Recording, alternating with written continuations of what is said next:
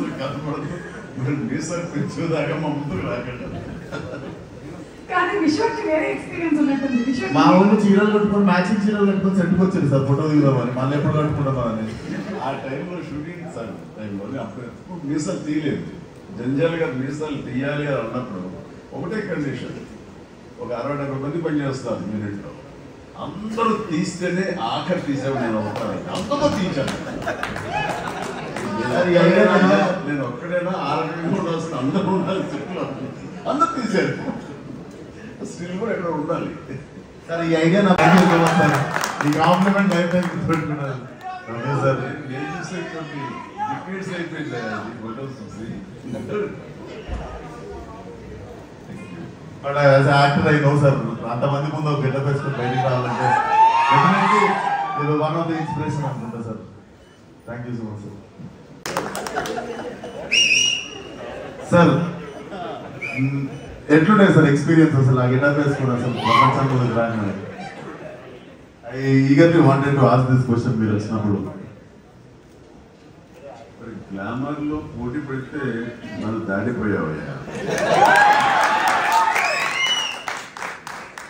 ఇదంతా కొంచెం కళ ఎక్కువైంది. నీ దగ్గర మాత్రం బొద్దులో ఉండేసరికి ఆ కళ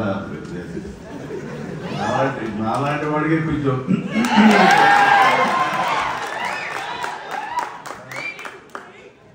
చూడాలి సినిమా చూస్తున్నాం. హీరోయిన్ ఉందంటే మనం అనుకోవచ్చు, కానీ విశ్వక్ సేనే సోలో మోడల్ లైలాగా తయారయ్యి హీరోయిన్ కి గట్టి పోటీ ఇచ్చారు. ఇచ్చింది whatever what you have to say. There was tough competition on set. చాలా tough competition actually. And I can't say that a Vishwak చాలా ఒక పాత జ్ఞాపకం చెప్తా సార్. అది కొంచెం బిగినింగ్ థ్రిల్లర్ లా ఉంటుంది, తర్వాత కామెడీ అయిపోతుంది. సో అదే ముందే ప్రిపేర్ చేస్తున్నాం. సో మా నాన్న చిరంజీవి గారికి చాలా వీరాభిమాని. సో అప్పుడు అలాగే requesting our hero Vishwak to please come on stage.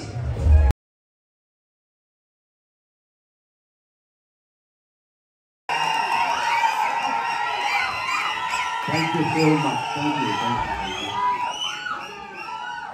అందరికీ నమస్కారం.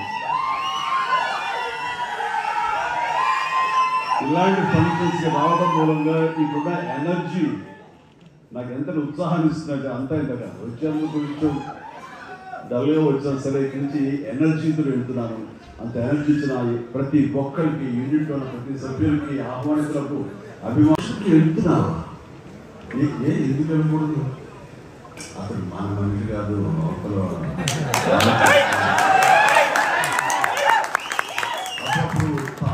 అంటారు. అంటే మనిషి అన్నాక వేరే వాళ్ళ మీద అభిమానం, ప్రేమ ఉండకూడదా? నా మీద ఆప్యాయత ఉండకూడదా? ఇదేంటి ఇది? మా ఇంట్లోనే మా అబ్బాయి సూర్య అంటే చాలా ఇష్టం.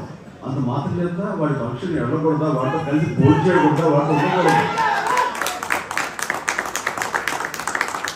అలాగే మరి మూర్తి గారు అడిగారా, నాగేంద్ర అడిగారా, ఎవరు తెలియదు, ఎక్కడ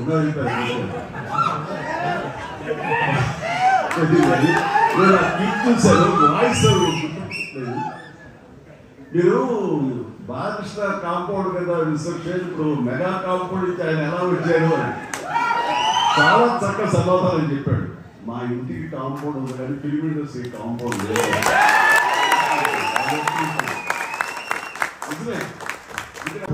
షూటింగ్ వరకే. ఆ తర్వాత వాళ్ళు ఎవరి ఇళ్ళకి వాళ్ళు వెళ్ళిపోతారు, ఎవరి ప్రోగ్రాం వాళ్ళు చూసుకుంటారు. అలాంటి రోజుల్లో నేను ఉన్నాను. వాళ్ళ ఉండటం మూలంగా వాళ్ళ మధ్య సఖ్యత ఉండదేమో, వాళ్ళ మధ్య ఒక విభేదాలు ఉంటాయేమో అనే ఒక రకమైన భ్రమలో ఇక్కడ అభిమానులు కొట్టుకు తెచ్చేవాళ్ళు. ఆ వాల్ పశు చింపుకునేవాళ్ళు. నెల్లూరులో మా కజిన్స్ ఉండేవాళ్ళు. వాళ్ళిద్దరు సొంత అన్నదమ్ములు, కానీ వాళ్ళిద్దరు ఒకడు రామారావు గారిని, ఒకడు నాగేశ్వరరావు గారిని ప్రేమించేవాడు. నాయక్ గారు ఇలాగని ఇద్దరు కొట్టుకుంటారు చెప్పేసి. అంటే నాకు ఆ రోజు మొదలైంది, ఇది సినిమా వాళ్ళు హీరోలు బాగానే ఉంటారు, వీళ్ళు కొట్టుకు వస్తారేంటి చెప్పేసి. నేను ఫిల్మ్ యాక్టర్ అయిన తర్వాత హీరోల మధ్య ఒక సఖ్యత, సహృద్భావ వాతావరణం అది ఉండాలి, ఏర్పాటు చేయండి. బలంగా నాకు ఏర్పడడానికి ఆల్రెడీ అదొక ఇన్సిడెంట్. అందుకనే మెడ్రాస్లో హనీ హౌస్ అని అప్పట్లో జర్నలిస్ట్ తెలిసే ఉంటుంది. ఆ హనీ హౌస్ ఏంటంటే 1 acre ల్యాండ్లో ఉంటుంది.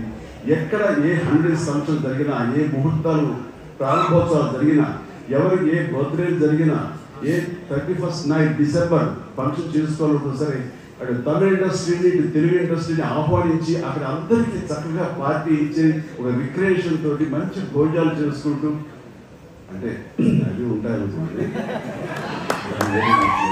సో ఇంకోటి మనుషులు ఉండే అరవరకలు కానివ్వండి, పొరపచ్చలు కానివ్వండి, ఇవన్నీ కూడా సంస్థపై ఎంతో హాయిగా ఉంటారు. అది నేను ఆ విషయం చాలా